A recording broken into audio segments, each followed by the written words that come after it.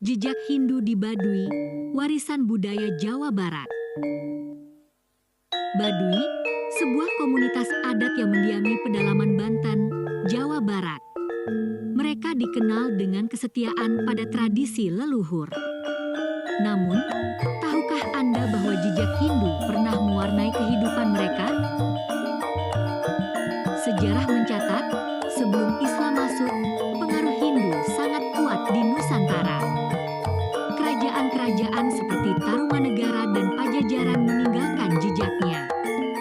Baduy, sebagai bagian dari wilayah Pajajaran, turut merasakan pengaruh tersebut. Beberapa artefak dan ritual di Baduy mengindikasikan adanya akulturasi budaya Hindu. Misalnya, sistem kepercayaan mereka yang menghormati alam dan leluhur mirip dengan konsep Hindu. Selain itu, beberapa upacara adat juga menunjukkan adanya elemen-elemen Hindu.